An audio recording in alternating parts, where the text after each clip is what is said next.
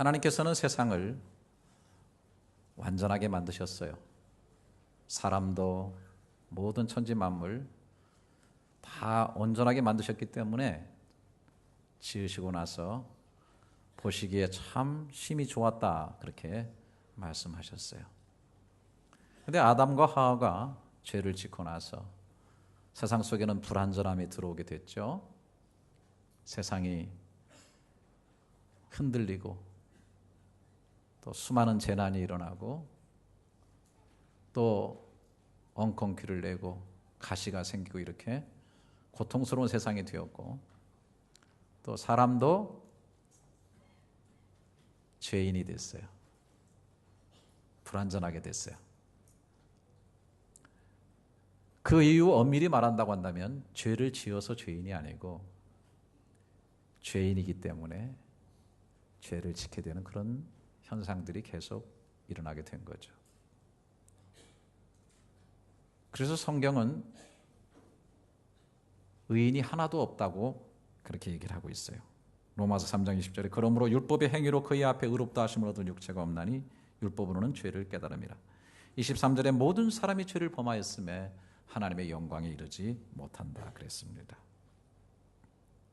그렇기 때문에 이 죄의 문제는 사람이 해결할 수가 없고 하나님이 해결해 주셔야 돼요. 그래서 하나님께서 사랑이시기 때문에 가장 귀한 그 아들 독생자를, 죄 없으신 그분을 우리의 모든 죄를 지고 죽게 하심으로 인해서 의롭게 되어지는 죄 문제를 해결하고 죽음의 문제를 해결하는 길을 열어주셨습니다. 그렇기 때문에 그 사실을 믿고 받아들인 자가 의롭다 하심을 덧입는다, 그렇게 성경은 말씀하고 있습니다.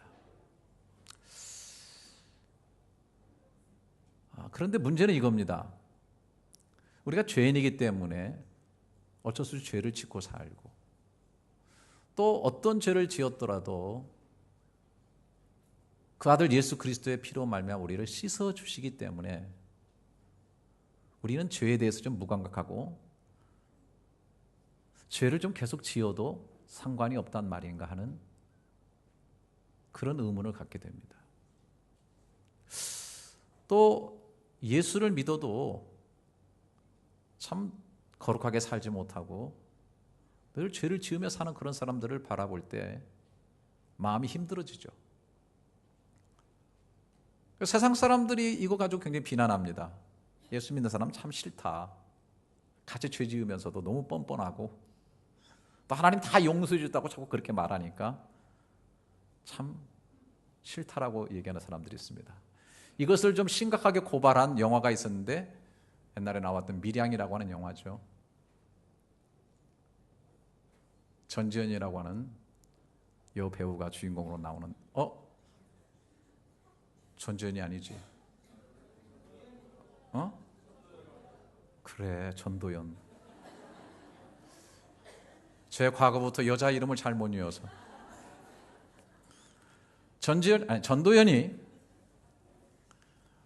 하나밖에 없는 외아들을 데리고 낙향을 해서 저 밀양에 가서 삶을 연명하게 되는데, 그래서 자식 하나 잘 키워보려고 이런저런 학원에 보냈는데 그 학원 선생이 돈 때문에 이 아들을 유괴하게 되는 거예요. 그래서 살해하게 되는 겁니다. 결국은 얼마나 절망이 됩니까?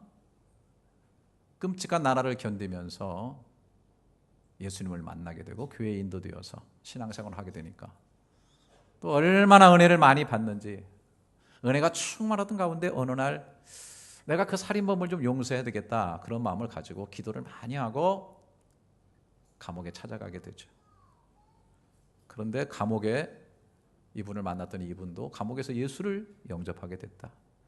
나도 예수 믿고 새로워졌고 죄 용서 다 받았으니까 당신도 마음 굳게 먹고 열심히 살아라 그런 건데 그 말이 그냥 완전히 돌아버리는 거죠. 그 뻔뻔함. 여러분 좀 인간적으로 정말 얼마나 마음이 힘드시겠습니까? 아프시겠습니까? 정말 죄송합니다.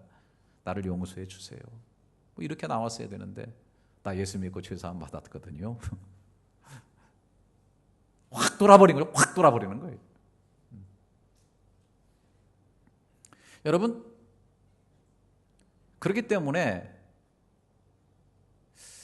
어떤 사람들이 예수 믿고 이 죄 문제에 대해서 잘못될 수 있는 심각한 그러한 현상이 이루어질 수 있기 때문에 바울이 로마서에서 이런 얘기를 하죠. 로마서 6장 1절에 그런즉 우리가 무슨 말을 하리요? 은혜를 더하게 하려고 죄에 거하겠느냐? 큰 죄를 지을수록 용서가 크기 때문에 은혜가 크다고 볼 수 있는데, 큰 은혜 받기 위해서 죄에 거하겠느냐? 결코 그럴 수 없다. 다시 정리합니다. 죄인이기 때문에 죄 짓고 살 수밖에 없는 연약함이 우리에게 있는데, 예수 그리스도의 피로 말미암아 우리를 늘 씻어주시고 의롭다 해주시는 하나님이 계셔요. 그럼에도 불구하고 왜 하나님은 우리에게 거룩한 삶을 살라고 요구하고 계실까? 오늘 그 해답이 본문에 나와 있습니다. 10절입니다. 그들은 잠시 자기의 뜻대로 우리를 징계하였거니와 오직 하나님은 우리의 유익을 위하여 그의 거룩하심에 참여하게 하시느니라 그랬어요. 우리로 하여금 거룩한 삶을 살고 하나님의 거룩함에 참여해야 되는 그런 삶을 우리가 촉구하시는 이유는 뭐냐면 우리의 유익함 때문이다. 거룩한 삶이 끝없는 부담이라기보다는 우리 영혼과 삶이 건강해지고 진정한 의미에서 행복을 누리도록 하게 하기 위해서 하나님은 거룩한 삶을 살라고 얘기하고 있어요. 쉽게 얘기해서 이웃에게 거짓말하는 그런 삶을 계속 살다 보면은 신뢰가 언젠가는 깨지게 되고 결국 그 관계가 건강하지 않게 돼요. 불행하게 되는 것입니다. 불륜을 행합니다. 간음을 합니다. 육신적인 죄를 짓습니다. 결국 이것은 가까운 사람들의 신뢰를 깨는 거예요. 가정을 병들게 하고 사람을 아프게 해요. 힘들어지게 해요. 부부가 깨지면 자식들은 씻지 못할 영원한 상처를 받고 많은 고통 속에서 인생을 살아가야 되는 것입니다. 지난 주간에 온통 뉴스를 장식한 것은 윤창중이라고 하는 분의 사건이에요.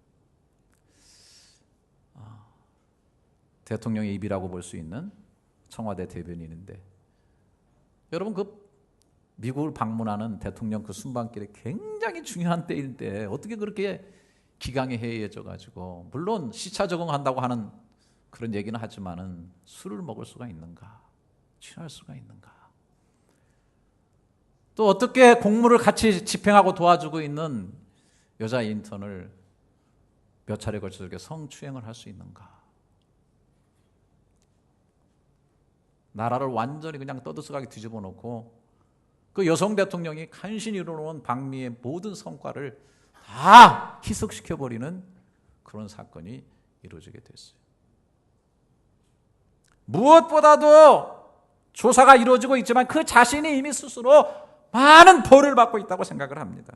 그동안에 쌓아온 명예와 삶의 존귀함, 관계의 건강함들이 다 깨져버린 거 아니겠어요?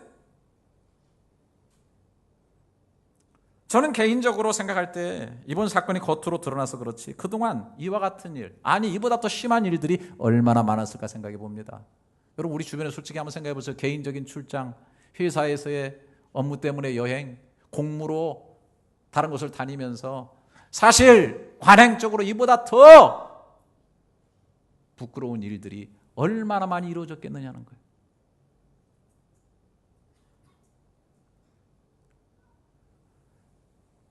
오늘 아침에도 이 앞에 청소를 하려고 나가서 아침에 청소를 하다 보니까 이 아침에 술집이 하나 있습니다.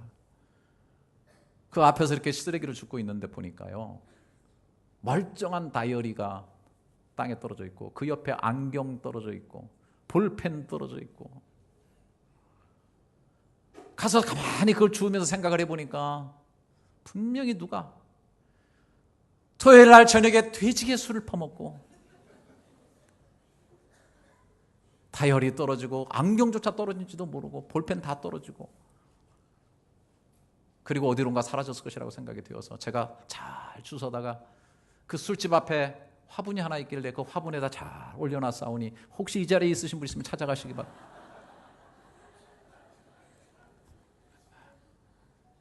그러니 정신줄 놓는 거죠.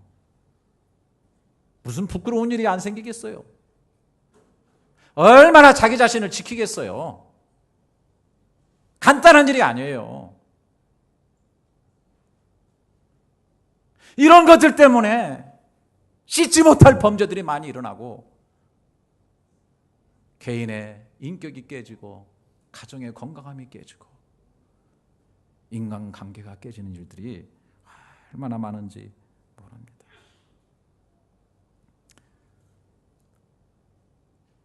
우리의 거룩함을 지켜나가는 게 굉장히 중요해요. 그래서 저 자신도 몇 해 전부터 출장을 나갈 때는요 꼭 제 아내와 같이 갑니다. 물론 제가 제 자신을 지킬 수 있어요. 하지만 저는 제 자신을 선것으로 생각하진 않아요. 왜? 성경에 선 줄로 생각하는 자는 넘어질까 조심하라 그랬어요. 나는 잘할 수 있다. 나는 목사니까 천만의 말씀이에요. 저 약합니다. 잘못된 길에 놔두면 쓰러질 수밖에 없어요. 그러니까 아예 잘못될 수 있는 가능성을 가능하면 차단하는 거예요. 너무 감사하게도 저희 교회에서는 경비가 2배로 들어도 꼭 같이 나갈 수 있도록 배려를 너무 잘해 주셔가지고 제가 얼마나 감사한지 모르겠어요.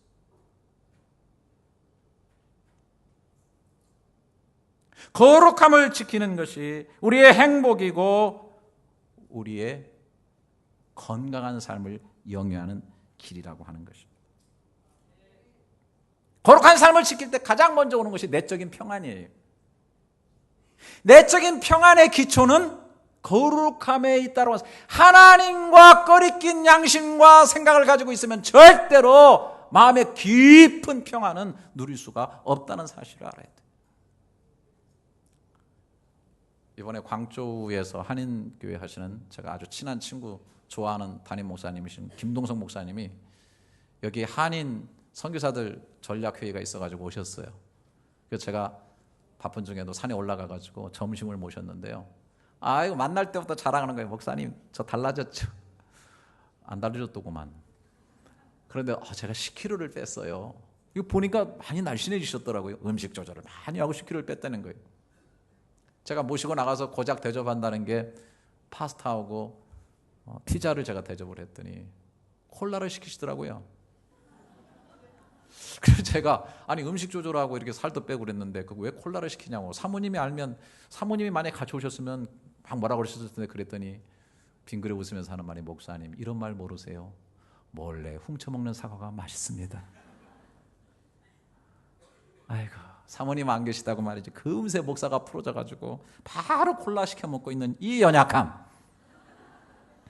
여러분 죄에는 낙이 있다고 했어요. 쾌락이 있어요. 스릴이 있어요. 하지만 그것은 깊은 평안을 앗아가요. 불안이 있어요.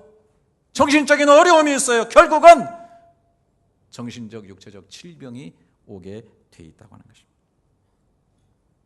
뿐만 아니라 거룩함을 잃어버리면 인간관계가 깨져버립니다. 나는 그 윤창중이라는 분이 어떤 분이 잘 몰라요. 그런데 제가 잘 관심을 가진 것은 박근혜 대통령이 처음 대통령이 되셔가지고 첫 번째 임명한 사람이에요. 자기네 입을 임명한 거예요. 저는 잘 모르는데 막 야당이 거세게 반대를 하고 언론에서도 부정적인 얘기들이 굉장히 많이 나오는데 끝까지 고집을 하면서 세우더라고요. 두 분의 신뢰가 굉장하구나 이런 걸 느꼈어요. 여러분 그 신뢰가 지금 완전히 다 박살이 나버렸어요. 왜? 거룩지 못한 행실 때문에 신뢰가 깨져 버리게 된 거예요. 좋은 관계라고 하는 것은 신뢰를 바탕으로 하고 있어요. 이 신뢰는 진실함에서 오는 것이고 이 진실함의 기초는 거룩함이라고 하는 것입니다. 그렇기 때문에 오늘 본문에 이런 말씀이 나오죠. 여러분 잘 보세요. 14절에 참 묘미 있는 말씀. 모든 사람과 더불어 화평함과 거룩함을 따르라. 이것이 없이는 아무도 주를 보지 못하리라. 모든 사람과 화평하게 지내는 삶의 그 기초에는 뭐가 있냐면 신뢰가 있어야 되는데 신뢰가 있는 그 기초에는 바로 거룩함이 있어야 된다. 지내려고 보니까 처음에는 그랬는데 정말 진실하더라. 한결같더라. 순수하더라. 깨끗하더라. 속임이 없구나. 거짓이 없구나. 이런 거룩함이 있을 때 그 관계가 지속되어지고 화평해지고 오래 가는 거 아니겠어요? 이 두 가지는 반대적으로 뒤집어 보면 적어도 모든 사람과 길게 화평함을 유지하며 간다. 이 사람은 대체적으로 거룩한 삶을 사는 사람일 가능성이 큽니다. 나름대로 삶을 깨끗하게 원칙 있게 살아가는 사람이다. 또 이 두 가지는 같이 가야 됩니다. 너무 거룩함만 추구하다 보면은 상대를 혹시 비난하고 정죄할 수 있어요. 그래서 주변에 사람이 없을 수도 있어요. 그러나 또 너무 화평함만 추구하고 너 좋고 나 좋고 그냥 좋고 버무러지다 보니까 거룩함을 상실하니까 이게 결국에는 오래 가지 못할 수도 있어요. 너희는 모든 사람과 화목함을 추구하고 뿐만 아니라 거룩함을 같이 추구하며 나가 거룩과 화평이 같이 가는 삶이 될 수 있기를 주님의 이름으로 축원합니다. 화평하니까 늘 마음이 평안하고 잔잔합니다. 사랑과 관계가 깨지면 벌써 마음이 불안해요. 힘들어요. 고통스러워요.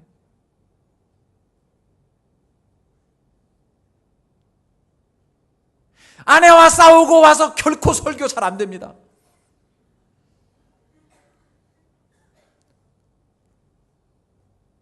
맑고 마음이 깨끗해야만 사물이 비추어지는 거예요.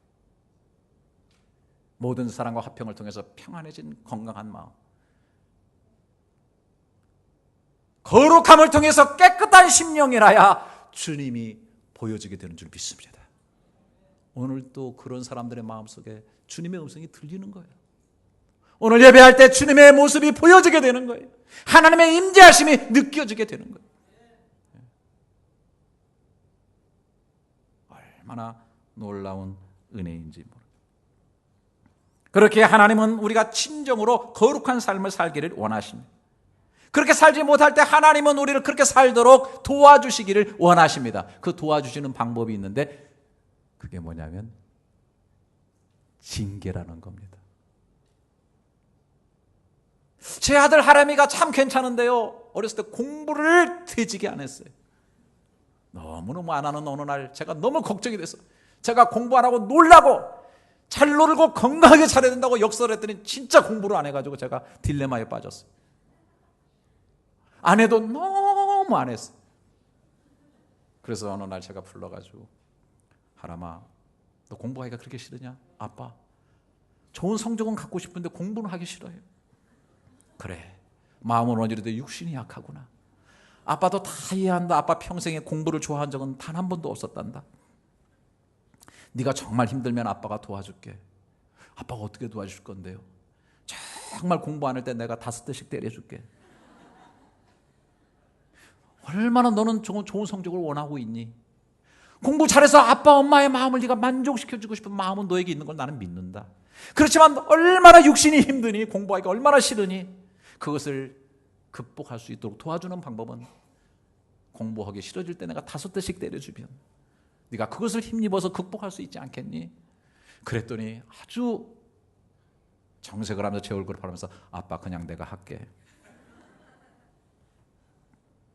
여러분, 거룩한 삶이 정말 우리에게 유익하고 건강하게 되는 삶인데 우리가 그렇게 살지 못하기 때문에 때로는 하나님이 징계라는 방법을 쓰셔서 우리를 도와주신다고 하는 사실이 오늘 본문에 길게 나와 있어요. 본문 많은 구절에 5절부터 11절까지 쭉 보세요. 제가 빨리 또 아들들에게 권하는 같이 너에게 권면하신 말씀도 잊었도다. 일렀으되 내 아들아 주의 징계하심을 경히 여기지 말며 그에게 꾸지람을 받되 낙심하지 말라. 주께서 그 사랑하신 자를 징계하시고 그가 받아들이시는 아들마다 채찍질하심이라 하였으니 너희가 참으면 징계를 받게 함이라. 하나님의 아들과 같이 너희를 대우하시나니 어찌 아버지가 징계하지 않는 아들이 있으리요. 징계는 다 받는 것이거늘 너희에게 없으면 사생자여 친아들이 아니니라. 또 우리 육신의 아버지가 우리를 징계하여도 공경하였거든 하물며 모든 영의 아버지께 더욱 복종하며 살려 하지 않겠느냐. 그들은 잠시 자기 뜻대로 우리를 징계하였거니와 오직 하나님은 우리의 유익을 위하여 그의 거룩하심에 참여하게 하시느니라. 무릇 징계가 당시에는 즐거워 보이지 않고 슬퍼 보이나 후에 그로 말미암아 연단받은 자들은 의와 평강의 열매를 맺느니라. 할렐루야.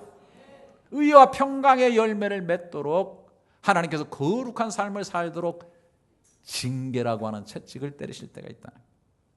여러분, 징계와 처벌은 달라요. 처벌은 그 잘못한 것에 대해 대가를 치르게 하는 거예요. 징계는 목적이 잘되게 하기 위해서 교정해주는 그런 수단이에요. 부모는 자녀를 처벌하지 않아요. 징계하는 거예요. 부모 여러분, 악감정을 가지고 감정적으로 처벌하지 말기를 바랍니다. 특히 여자분들 아멘. 참 징계를 하셔야 돼요.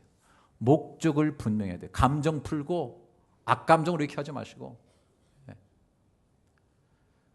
하나님은 우리를 처벌하지 않습니다. 우리를 징계하셔요.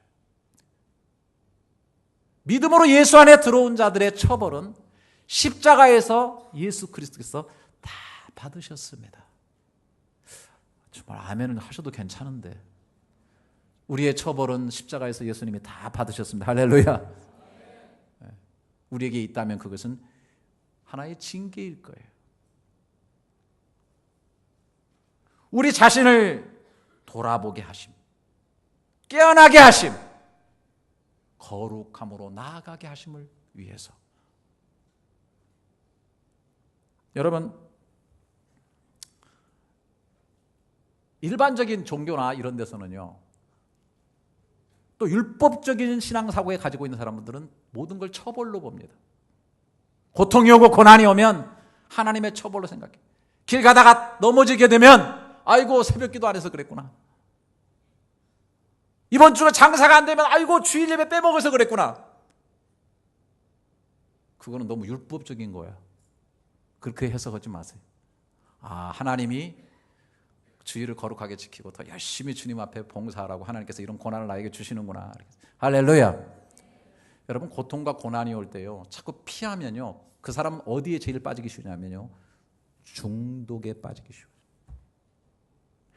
술에 중독되고 마약에 중독되고 도박에 중독되고 게임에 중독된 사람들 대부분 보면요, 전부 다 약한 사람들, 어떤 고통이나 인생의 고난을 피하려고 하다 보니까 자꾸 그걸 잊으려고 어느 곳에 빠져가지고 중독 현상이 이루어지는 거예요.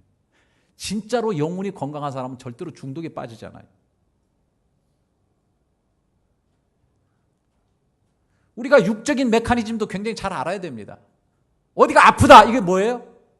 망하려고 그런 게 아니에요. 고치라고 하는 거예요. 빨리 점검해가지고 그걸 고쳐야 되는 거예요.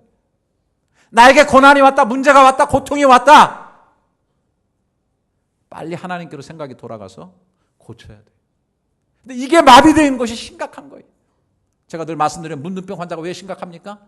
저녁에 밤새 쥐가 손가락을 다 뜯어 먹어도 아침에 일어나서 아는 거예요. 왜? 모든 신경이 다 마비되어 있기 때문에 그런 거예요. 술은 신경을 깨어나게 해서 참 기쁨에 초월적 어떤 추구를 하면서 문제를 극복하게 만들어주는 힘이 아니라 여러분 술을 연구해보세요. 신경을 마비시켜버리는 거예요. 자꾸 마비시키다 보니까 결국은 뭐냐? 중독이 돼가지고서 폐인이 되는 거예요. 여러분, 고난이 옵니까? 어려움이 옵니까? 거룩함을 위해서 깨어나시는 지혜로우신 여러분들이 될 수 있기를 주님의 이름으로 축원합니다.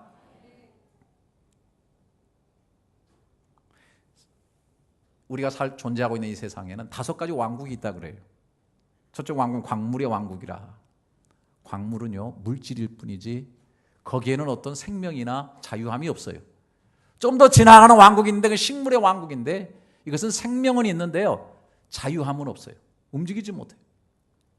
동물의 그 위에 왕국이 있습니다. 생명도 있고 본능도 있고 그것을 움직이는 어느 정도 나름대로의 자유함이 있습니다. 거기서 그치니까 또 높은 수준이 있습니다. 그건 인간의 왕국입니다. 거기에는 본능도 있고 생명도 있을 뿐 아니라 감성도 있고 이성이 있어서 제어도 하고 또 자유도 추구하고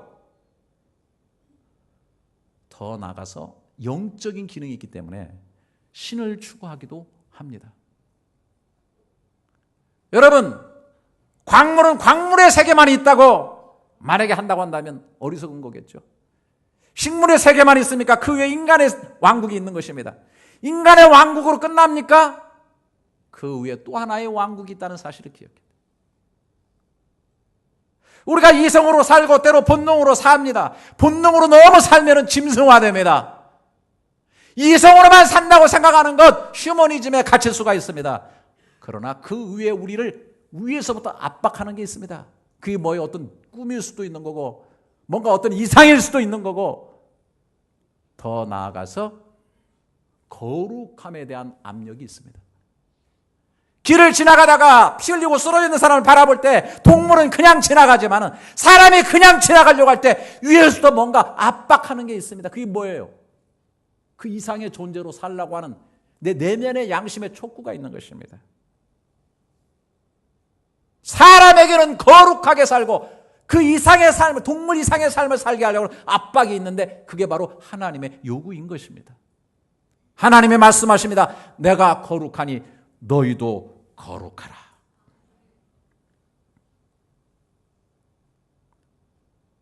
이 시대에 정말 가장 희미해져 가는 단어가 거룩함이라고 하는 단어입니다.